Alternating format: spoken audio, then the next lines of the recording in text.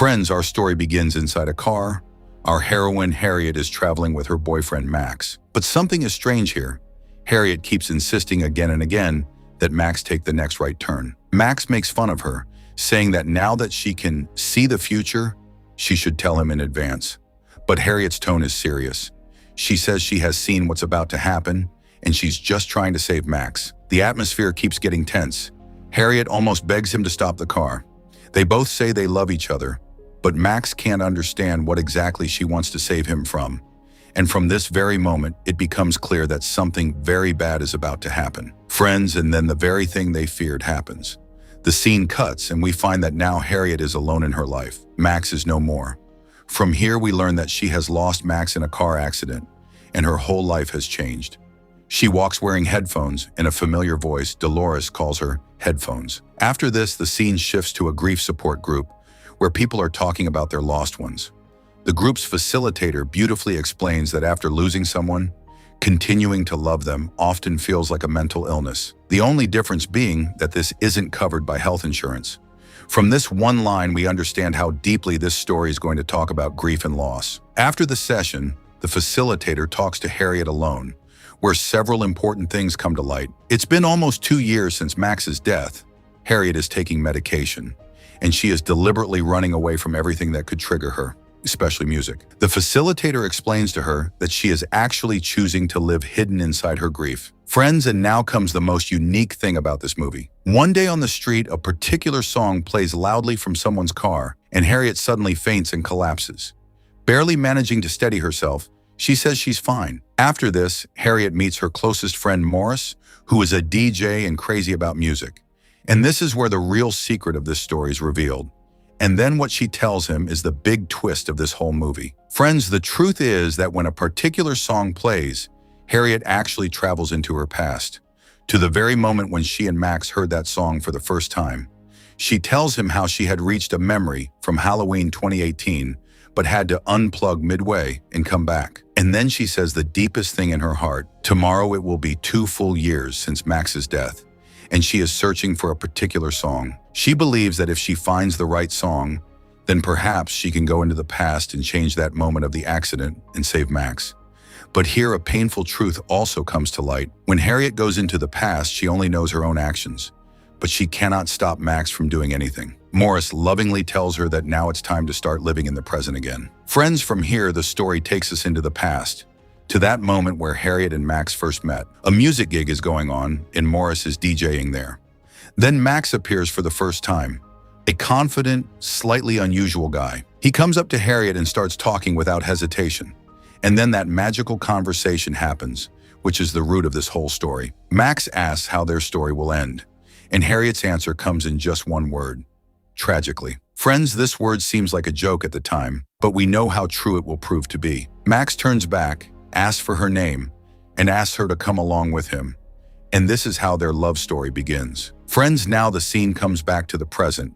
Harriet, in the grief support group, gathers courage and speaks for the first time.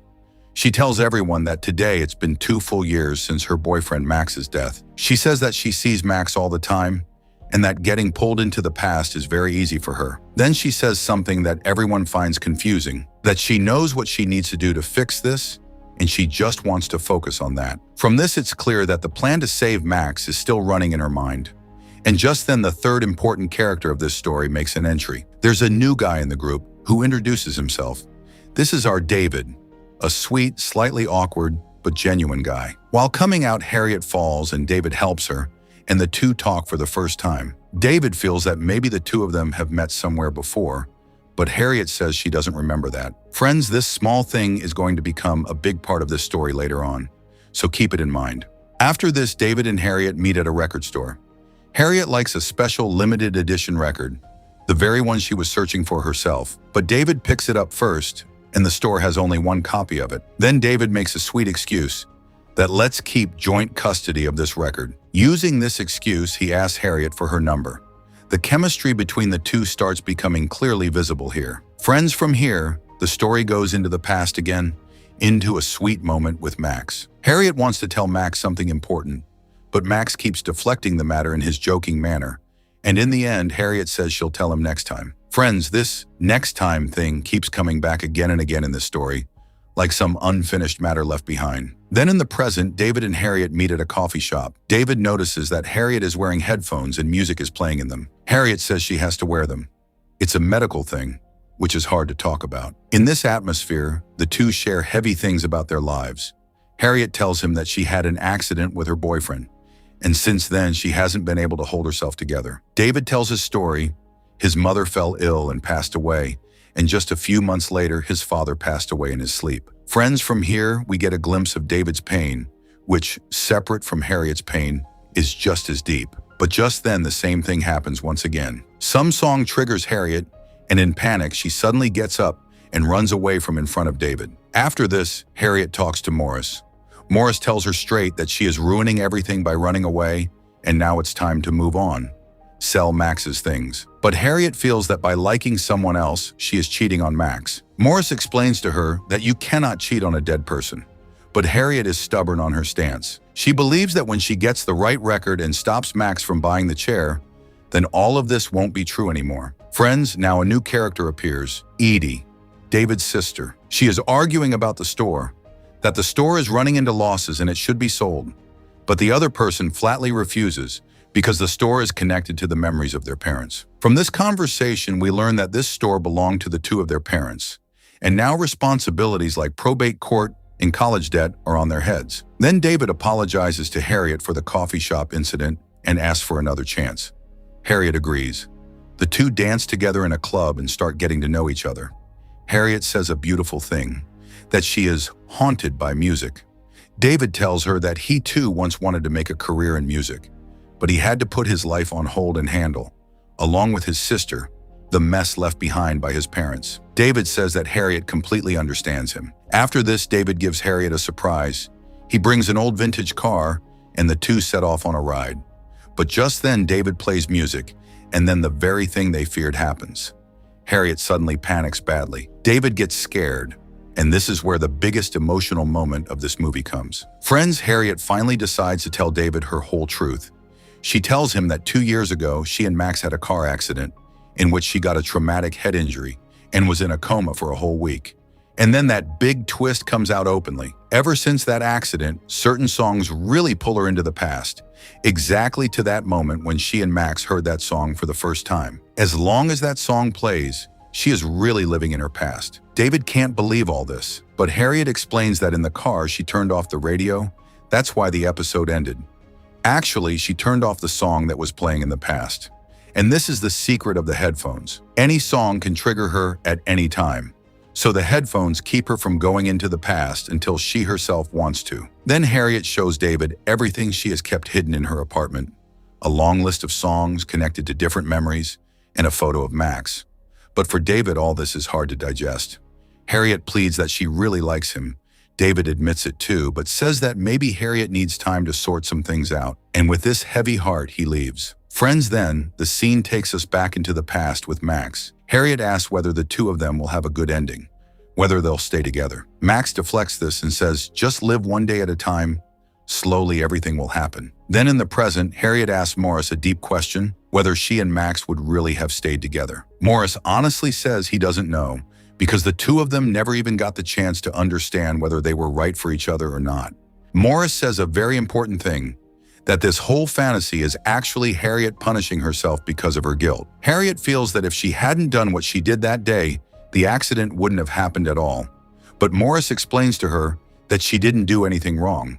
Then he asks the most important question, even if she saves Max, would Max want to stay with the person Harriet has now become? But Harriet's argument is that if Max doesn't die, then she herself won't remain this broken person either. In this very conversation, she tells him that David has shaken up everything in her life. They had kissed, but then she got scared and ruined everything because she told David her time travel truth. Morris lovingly calls her a saboteur. Friends, from here, the story takes us to a record store where David brings Harriet. And as soon as Harriet steps inside, she freezes because David tells her that this store belonged to his and his sister's parents. Friends, this is where the link to that character, Edie, connects. David's sister, whom we earlier saw talking about selling the store. Then Harriet asked David about an old record player, the Garrard. David is stunned because he never told Harriet about it. but Harriet says that he himself had told her. From this, it's clear that Harriet has seen all this in her flashbacks of the past. David takes her upstairs and shows her his parents' old records. And just then, Harriet's eyes fall on something, and she is startled. She realizes that she has been to this very place before, in her flashbacks of the past. And now, for the first time, the real secret is revealed. This is the very store where Max bought that chair, because of which they took that route and the accident happened. Meaning, David's life and the most painful moment of Harriet's past are connected to the same place. David still doesn't believe in time travel, but Harriet pleads that he just trust her for 10 minutes. Then she asks David which is the best hiding place in the store. David tells her about a drawer in an old school desk kept near the register. Friends, now comes the most thrilling proof of this movie. Harriet goes into the past through a song, and in that very past, in that very store, she hides a note in the desk drawer. At the same time, she also sees the moment when Max was buying the chair, and this time she ends up saying David's name, at which the past Max gets confused and asks, "Who is this David?" In the past, Harriet also sees David's parents. When she returns to the present, David takes out that same note from the desk drawer. "What's the word, hummingbird?" Friends, these are the very words that David's father used to say. David is stunned. Finally, he believes her. But just then, David makes an emotional request that she take him into the past too, so that he can see his parents one last time. But Harriet, saddened, tells him that she doesn't have control over this. She is just a visitor and has never been able to change anything that happens to anyone. But just then, David says something that shakes Harriet. He tells her that he had seen Harriet before, in the past, in that very store, where she was looking very happy and well. Friends, both of them realize that their paths had crossed before too, at some other time. Then the story takes us into the past with Max. And here comes that heaviest question.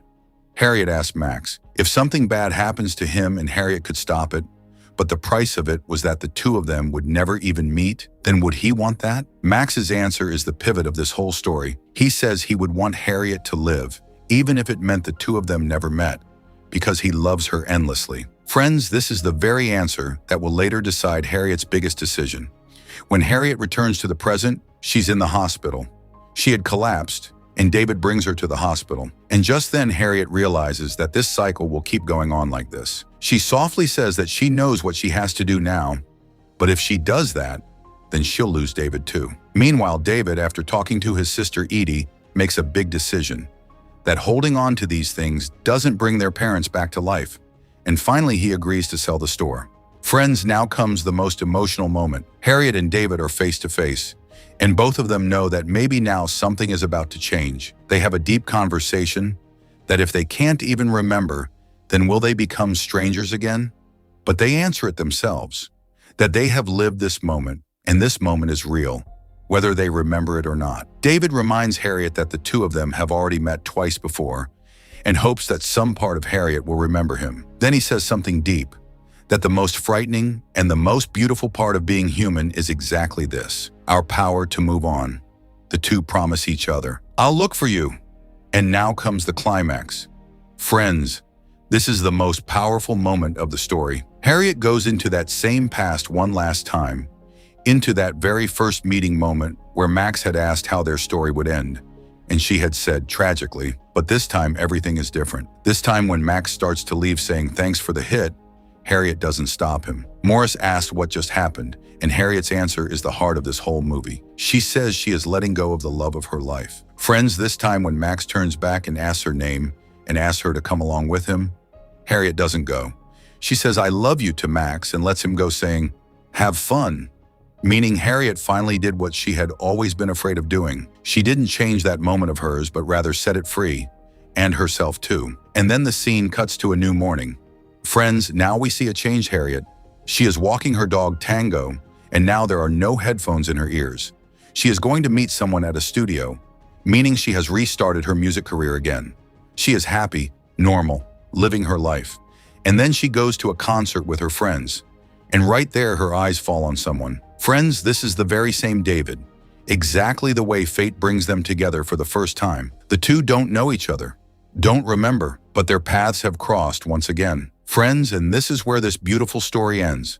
The Greatest Hits gives us a deep message, that the pain of losing someone can chain us to the past, and we keep wanting to live in those same old moments again and again. But true love is not the one that keeps us bound in the past, but rather the one that gives us the courage to move forward. Harriet finally understands that letting go of her love is not forgetting him, but rather giving herself a chance to live again. So friends, what do you think?